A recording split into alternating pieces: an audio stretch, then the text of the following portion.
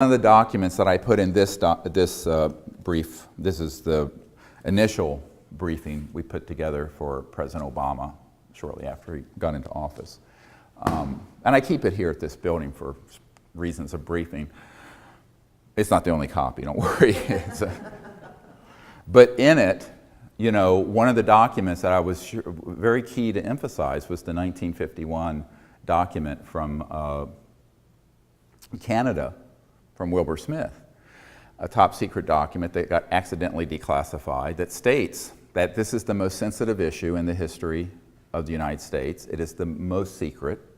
That there's a team headed up by Dr. Vannevar Bush, who was the guy who was the czar over the whole Manhattan Project, that Edward Teller and Oppenheimer, but if you look him up in history, Vannevar Bush was one of the key people who was, and that team headed up the study of these so-called flying saucers, as they were called back, how quaintly, in 1950 when that document came out.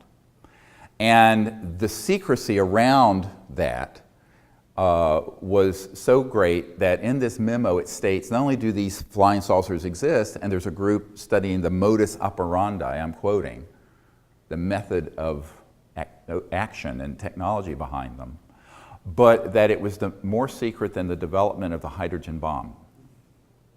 Now remember, the H-bomb, everybody know the difference between an atomic bomb and a nuclear bomb? Most people don't. An atomic bomb is fissile material. Okay, so what we unfortunately dropped on Hiroshima and Nagasaki was a very, in a sense, low-yield fission reaction where you split the atom. A thermonuclear bomb has that within it, and then it goes to a fusion, like the sun reaction, and is 100,000 times more powerful. And so the H-bomb, the hydrogen bomb, which are what is the standard use today in the world, at least by America and others, is a thermonuclear fusion bomb, uncontrolled, which is much more powerful than an atomic bomb. Most people have no idea the difference between atomic and, I mean, these get conflated, but I want to be clear. I mean, there was no reason for us not to be educated in 2014. And so we'll have questions later at the last hour, because it's not mic'd. So what you have to understand is that that was the ultimate doomsday weapon, the hydrogen bomb. And this memo, which has never been contested, states that the projects dealing with the modus operandi, the technologies of these UFOs, was a bigger secret in the United States than the hydrogen bomb. So if you just think about the implications of that for a moment, then you begin to realize what kind of things would be done to keep this genie in the bottle, and has been done. Now, did it start in the 40s, 50s? No. T. Townsend Brown, many of you know of the RAND Corporation. He became someone who was a key figure in the development of the RAND Corporation. T. Townsend Brown, and all this information is at SeriousDisclosure.com. If you click on the energy button and go to all the links, there are documents, there's all this. He was the man who figured out that if you put a certain type of high voltage resonant field using crystalline structures, that you would get lift. And actually, the crystals would begin to look like they were expanding, and did expand, take up more space. Amazing. And they would cause a lifting effect. That was in the late 20s, 1920s. The Kautsky-Frost experiment that was then done in 1928 or 29 in Germany reproduced that, but did even more work on it. So it isn't as if this all started after Roswell or something. There were classified projects looking into this effect of very high voltage systems, lift effect, mass cancellation. So if something becomes massless, anybody know your physics equations? Velocity is equal to, but it's inversely proportional to the mass. So go run your equation, and when mass disappears, theoretically, velocity can go to infinity. But what actually happens when it becomes massless and a massless particle, boom, it's actually in another dimension. So this is why you can get these objects. If you look at our radar tapes, if you look at the Disclosure Project witnesses at seriousdisclosure.com, thanks to the work of some folks who worked with me for the last 15 or 20 years, we have several dozen of these people up there. And one of them, John Callahan, was doing the case with the airline, Japan Airlines in Alaska in the early 80s. And he was flying along on the polar route, 747, and this massive UFO, extraterrestrial vehicle, actually is what they're called, ETVs, it's what they're called in NSA, National Security Agency, appeared, and it was the size of a destroyer or larger on the ocean, but it was up in the air. And with one radar sweep, it would then be 180 degrees the other way, moving completely non-linearly, or in ways that were inexplicable to anyone flying a jet, all right, or a rocket. So that radar tape, we have the original for, because this chief of the investigation unit for the FAA took it with him when he retired and gave it to the Disclosure Project. So it's in my vault. You get the sense of this then, that anyone who's gotten close to the subject knows that we're not dealing with your granddad's Oldsmobile or jet or rocket. And that is the crux of the problem, is that it is such a big leap in technology from where we are now that a lot of people say, it's great, but it's too disruptive. And as the man at the university club told me, no one who gets into a powerful position in government wants to have to deal with that much change. It's just too much change to deal with. Now, unfortunately, it would have been a manageable change between 1910 and 1930, but we missed that window.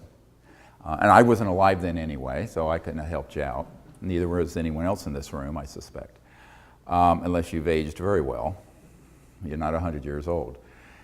So the question becomes, why hasn't someone, if these technologies are real, done something with it? Well, they have. And it turns out, if you look at the history of this, T. Townsend Brown started out in the open world and then got pulled in by the military with his anti-gravity work that then got pulled into the RAND Corporation. We have people like Stan Meyer. And you've heard this, people think, is it an urban myth or not that Mr. Meyer had a car running on water that had one of these electrolyzers that would take water, dissociate it into hydrogen and oxygen, and run it in real time without a fuel cell, without storing it. Yes, he did. Unfortunately, he falsified all his patents, which vitiated their legal viability because he didn't want anyone to know his little secret. And then he died mysteriously after he was meeting with some people from NATO. Ran out of a Cracker Barrel in somewhere, I think, in Tennessee, and collapsed in the parking lot saying, "I've been poisoned, I've been poisoned, I've been poisoned." Now, my team has met with his twin brother, who actually did the circuits for him in the 80s and 90s.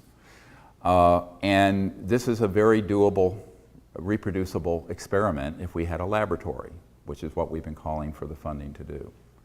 But what Stan Meyer did, and this is something I'm going to go into, what have been the mistakes? How can we learn from the mistakes I've made in the last 15 years, but the mistakes others have made in the last 24. So if I were to drop dead tonight, one of the reasons I'm making this film is I'd like for people to know, have the benefit of what I've gone through and what I've learned, because it is not obvious. It is very counterintuitive.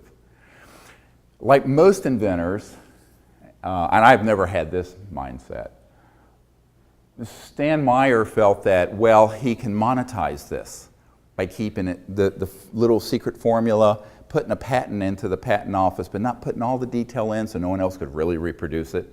But of course, if you can't reproduce the technology from the patent is useless, as you know, and you can talk to any patent attorney. That's the whole point of a patent, is to protect it. Otherwise, you keep it a trade secret, like the secret ingredients of Coca-Cola. And what happened is that he died before he could really find a way to move it out, because about the time his little invention became known, where even wastewater could be used to run your house or car through a generator just burning hydrogen and oxygen gas, which has zero pollution because the you have water vapor as the tailpipe, which you can actually put back into the system and keep using it, the water. You're just pulling out the energy equivalent of the bonds, the atomic bonds, and the way that you're breaking them at very low power is what I'm going to keep referring to as this magic sweet spot. High voltage and very specific resonant frequencies depending on the substrate. By substrate, I mean water, crystalline material, air, magnetic coils. So you think of those as substrates, but the principle is what you need to understand. It's very high voltage, specific resonance, and we're not talking 110 or 220, thousands of or millions of volts at very, very specific cycles per second, resonances, depending on the material. That opens what's called a Poynting vector into the zero-point energy field and bound. Then you're going to hit that sweet spot. You're going to go, quote, over unity, meaning you're getting more power out than in. But unfortunately, Stan Meyer, while he had an authentic system, and he had really, people say, how did he come across this? An accidental empirical observation, which is really the sort of the springboard of many sciences, an accidental observation by someone who's astute. And he worked at a radar plant, and he observed that under certain frequencies and voltages, water just went. It was quite an accidental observation. He went, wow, because H2O, 2 hydrogen and 1 oxygen, you can burn it. And when you burn it, there's no pollution. All you have is water vapor from the result of burning it. So he went, wow. So he started experimenting, and his twin brother Steve helped him eventually develop the circuits. Now, because he wanted to keep this secret, and he did not disperse in an open source way that technical information, everyone who's tried to reproduce it hasn't been able to, because they haven't, A, understood the concepts very well, and then even if they have been approached eventually and threatened. And we're going to talk about the suppression and the threats that go with this kind of technology, which is real. And when he was developing this, he eventually discovered that he could use a material that was in a magnetically charged sort of liquid in a toroid. A toroid is a donut, like it looks like a, okay. And this was an electromagnetic generator, didn't burn any so-called Brown's gas or water turning it into hydrogen and oxygen. And this object was the big secret of his portfolio that we were trying to acquire a few years ago, 5 or 6 years ago, those of you who followed our work. The heirs of the Stan Meyer collection wanted to sell it. And we had a few $100,000, but we didn't have millions. So we lost. And it went to a corporation that's in Michigan, which is all we need to talk about, that has been working on it since. And they are making the identical mistake that Stan Meyer made. They're doing it secretively.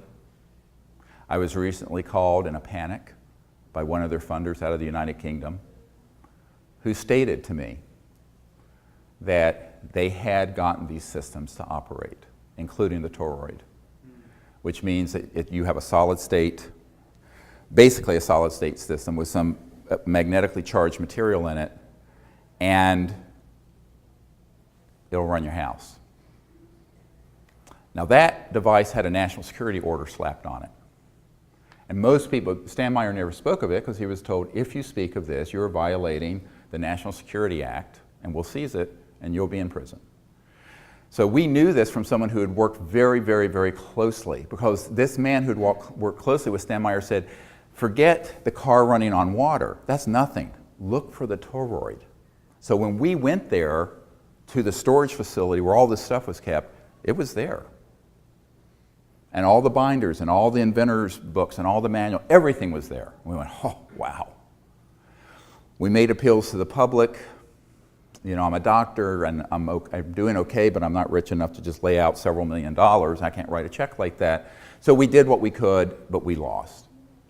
Now, when Stan Meyer had this, of course, he wasn't prepared to go mano a mano with the national security state. because he was afraid. I mean, they made it very clear. You're going to prison, and that's that, or worse. At a certain point, after he passed away, that all this stuff, as I said, went into storage. So from 1996 to 2009, whenever it was, a few years ago, it was just sort of, nobody knew what happened to it. Then it surfaced. And we were really trying to do it. The tragedy of today is that in the last month or so, I got this phone call. And I had predicted at the time that that collection disappeared. I said, if it's going to be handled the way these people are stating they're going to handle it, which is to do it secretively, trying to corporatize, monetize, and privatize this technology, first of all, it's going to take them several years to get it operational because these were traditional engineers who didn't understand the physics. So you've got to get the right physicists and engineers on your team. And folks like myself who've seen these things in labs. We'll talk about this. I've been to classified labs where I've seen them operating. The second thing is that you have got to do it, cameras rolling, streamed on Ustream. Sounds crazy, doesn't it? Would Silicon Valley ever buy into this, or Microsoft or Google or Apple? No, because everything's about patents and secrecy and getting over on your competitor. But if you play that secrecy game, guess who's going to be watching everything you're doing in real time, keystroke by keystroke on every computer in your lab? The National Security Agency and the National Security State. The instant you hit the eureka moment, they're coming in with an NSO, a National Security Order, and you're shut down. That's what happens. And unfortunately, that is what has now happened to this group out of Michigan, where they are being threatened and they are trying to relocate their entire lab to a friendly country. So I talked to this man out of the United Kingdom, I won't say what his name is, who's been helping fund it, I mean millions of dollars. And I said, look, there are no friendly countries. You put this in the Amazon jungle, there's a E-Systems Raytheon facility there with security people who will come in. Where are you going to go on this planet that's beyond the reach of the, what I call transnational superstate of security? Because it is transnational.